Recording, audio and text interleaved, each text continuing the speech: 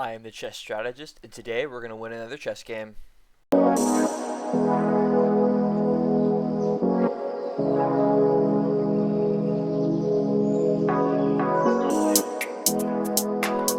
Hello everybody and welcome back to another episode of our daily rapid chess speedrun. Today we're going to be playing another 10+5 rapid game. In our last game we had an interesting one in the Sicilian defense where we were able to gain the upper hand against our opponent and win a clean game, and today I'm hoping to do the same. So let's just get right into it. And I'm super excited to talk about the new stuff that I've been working on. There's new ideas for the channel, new content that might be interesting, and today we are going to be playing d4 again. d4 is an interesting move because it's very positional and you get very complex positions, and our opponent plays d5. We are going to play the Queen's Gambit. Now the Queen's Gambit is an interesting opening. It's been played just about forever. Main idea is you want to be able to play e4 and attack the center. Okay, so our opponent goes for the Slav defense, c6, and we're not going to play this very. We're going to play this very simply. We're just going to develop our knight. We're going to allow him to still take. We're not worried about him taking because we can play e3 or e4 and win back the pawn very simply.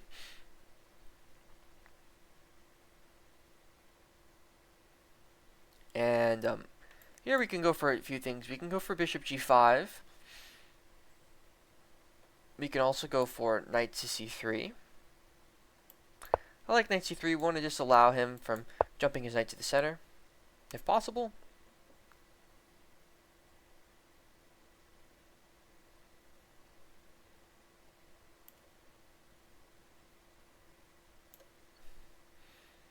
And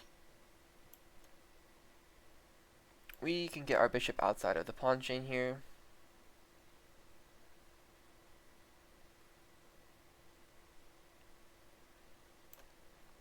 Or we can fianchetto eventually. You know what? I like... I like the idea of getting bishop out. He might take and open the file, but we're not too concerned about that. It actually helps us develop quicker. Now we're going to play e3. We're going to develop our light square bishop, and we're going to castle our king. Very simple development.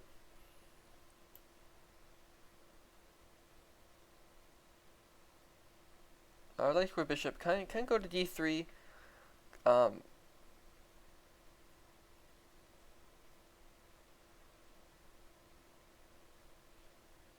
Let's do it. Let's just go to d3.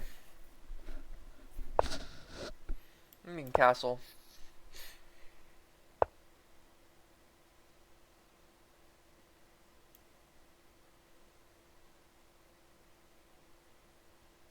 Alright, here our opponent's creating pressure on our pawn. And we're just going to advance the pawn.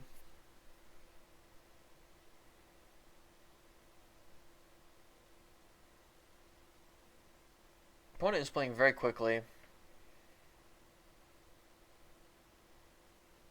And they're playing quite intriguing moves. And they want to attack our knight here. We're going to drop our queen to c2. And they immediately take. Let's see.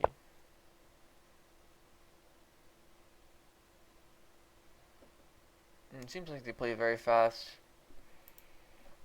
Okay, and they advance their pawn, drop our bishop away. And we have allowed them to double our pawns, but we may be able to use that to our advantage.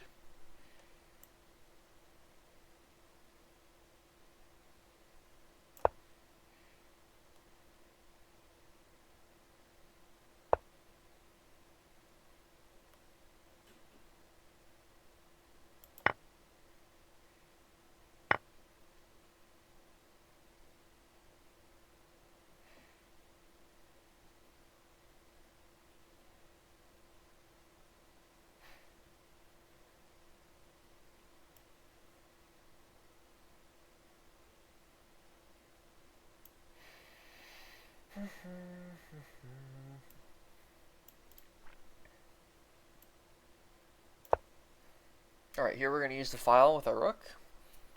And he takes, and we take two.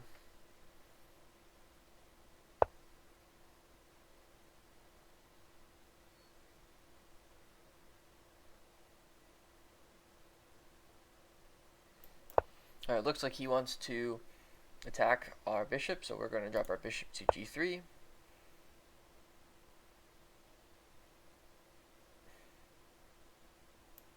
We're going to trade it off. Then we're going to trade pawns. We're going to force him to get an isolated pawn. Here we've gone into an endgame. A very interesting endgame at that.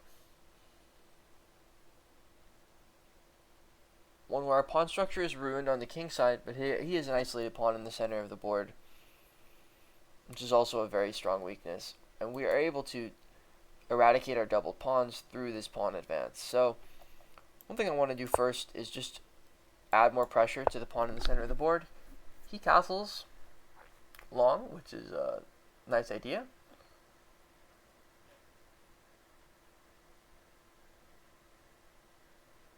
And I want to see if there's a way of winning a pawn with check. First thing I want to do is support this pawn advance with our queen, and we're also attacking this pawn over here. And I don't think he noticed the attack on the pawn that we did. So we are going to be winning a pawn here.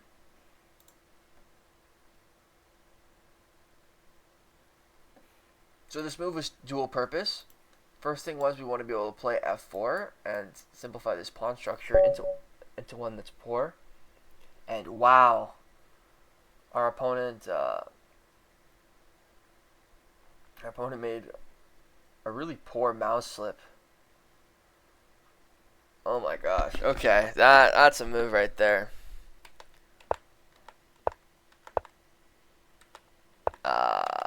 Yeah, I don't know much about that. That would be pretty bad. Wow, 23 moves. Okay, let's see. Memory access out of bounds. Okay, that's a little bit odd. Let's go back to the start of the game. We played d4, and our opponent played the Slav. Slav is a very good opening. There's a few different openings that are very common against d4. First one, first of all, in the d5 system is the Queen's Gambit decline, traditional, with e6.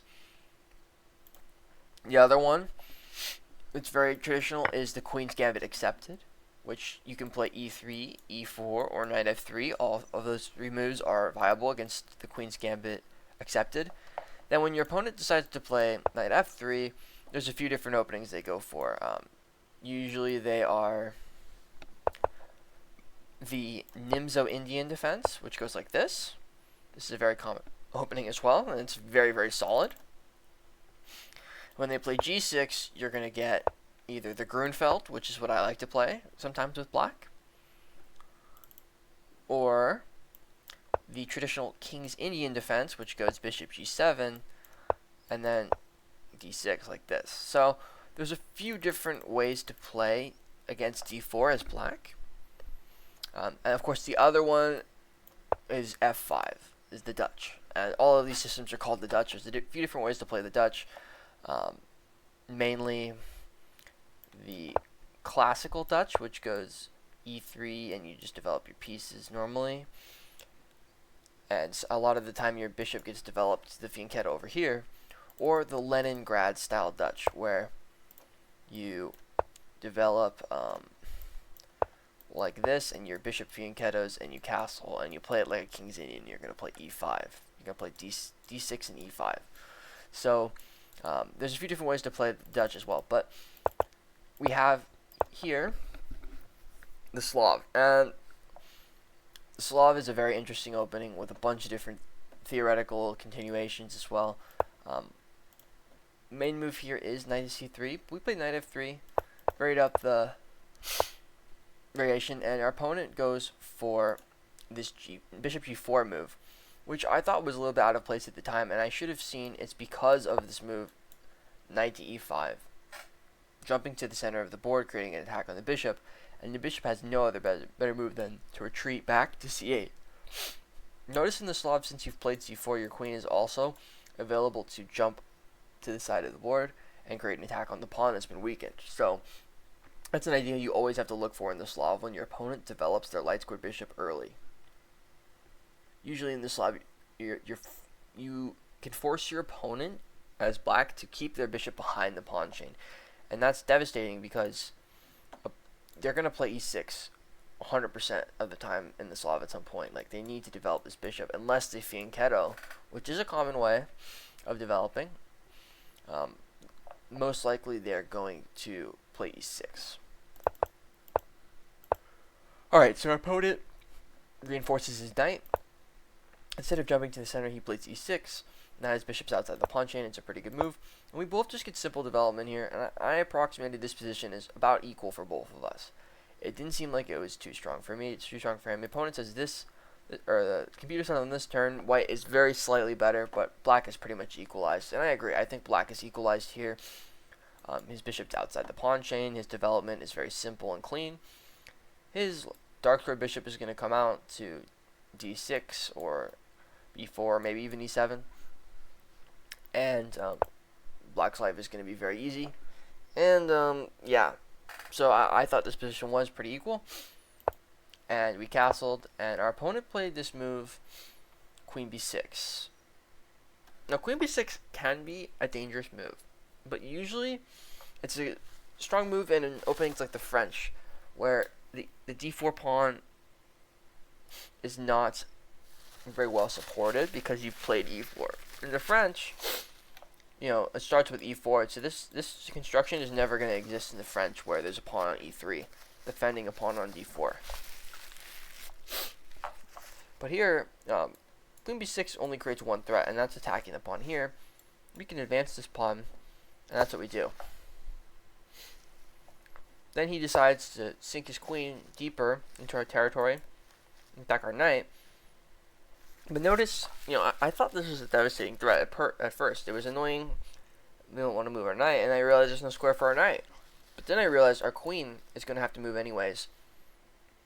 We want it to be on c2, creating a battery with a bishop. So it allowed us an opportunity to play a move that we kind of already wanted to play in the first place. The queen is better on c2 than it is on d file. It's not doing anything on the d file, but the c file is likely to open. We can open it whenever we want. We can also close it whenever we want. So here the c file has a lot more options to us, where this d pawn isn't going anywhere. There's no pawns. He's going to have to play one of these moves for the d pawn to move, and we can't really guarantee that. Although c5 is a move that he does end up playing later. Alright, so he takes, and of course this is the drawback of queen c2, is we allow this doubling of pawns. But personally, I like the double-sided nature of these positions. First of all, our king is vulnerable, yes, but his queen is on the complete other side of the board. And his pieces are nowhere close to mounting an attack. His king hasn't even castled yet. Furthermore, if he decides to castle queenside, we can open the c-file at our will. So we have plenty of options here to attack on the queen side if he decides to castle queenside. So it tells me that he's more likely going to castle kingside in this position, and we can use the open file. We can use the rook and attack. So I'm not really worried about opening the file that much. He doesn't have his pieces in prime position to attack. And his pawn breaks, while they're going to be nice, they're not really doing anything. We also have a bishop pair, and he doesn't. That's another advantage we have in this position. Is his light squared bishop is gone. And the knights are not that great in this position. There's not that many squares that these knights can even go to where they're attacking. There's not too many weak squares. We haven't committed our pawns so strongly yet. Alright. So he knocks our bishop away. We drop our bishop back. He drops his queen back. And I think this was a wasted move. His queen isn't doing something more than it was on here. It was still preparing c5 on b4. So he goes with c5 here, but he could have gone with c5 on the previous move. I guess the idea is to open this diagonal, but if you see how many pawns are here, this diagonal is not going to be opened enough that the queen could exploit it. And he should know that my king is stepping away from the file anyways. So I think the idea that his queen wants to be on the same diagonal as the king is it's very out of, it doesn't make any sense. So I think he wasted a move there. We drop our rook over, and he starts exchanging a lot of pieces. And I'm fine with that. As you see, I've weakened my king. And if we just look at how developed our pieces are, I've got a knight developed to the center. He's got a knight developed, but he's got his queen developed. I've got my queen developed. But I have an extra rook developed, which is lovely. And here he's giving us another opportunity to develop with tempo. He gets to castle and develop a piece, which is nice. But yeah, we're creating all sorts of threats here. We have the main idea of attacking the pawn over here, forcing him to make some sort of concession, whether scooting his king over for a move or moving his queen to this square. There's a lot of moves that we can incur here. But the other idea is we want to break. We want to play this pawn break f4, getting rid of our doubled pawns, and leaving him with a very poor pawn structure. So say, for example, he plays a6, defending his pawn. We play f4, and we're threatening to take. Now notice if we take, let's see, he just makes this move. We take and he takes, he is threatening checkmate. But we can play this check, and he'll block or he'll move his king over or something like that, and we can get our queen lined up like this, for example, and now there's no checkmate threat, but what there is weak pawns. This pawn's weak, and our rooks are going to be great at exploiting that. So we can even fix our pawn structure in some way. We've got this pawn attacked. He's going to have to defend this one. He's going to have to defend this one. There's so many weak pawns in his position. And our rooks are already attacking. His rooks are forced to defend. So I like this idea. And I thought it was a practical idea. But our opponent just straight up missed the threat. And he went for his own idea, getting his rook on a better file. Which, yes, it is a better file for his rook. But we do get the free pawn. And yeah, then he makes this critical blunder. I don't know what his mouse slip was. Maybe he wanted to play queen to a6, which would have been an interesting move. Although it does create another weak pawn that's even more isolated. I don't know. But yeah, this move blunders his queen in one move. And in this position, I mean, there's no doubt that we would have been able to convert this. This pawn is falling. These rooks are not nearly strong enough. And we have so many pieces. I mean, our rook can come to the c file here. We can invade with our queen, and we're going to win the game very, very quickly here. So I am not worried about this position at all. And I think our opponent said, yeah, there's no way I'm going to win this position. I'm just going to resign. So I hope you guys enjoyed this video. It was a rather short one, but I think very instructive as to the Queen's Gambit and the different openings you can play against it. And if you want to play the Queen's Gambit as white, the openings that you will have to be prepared for.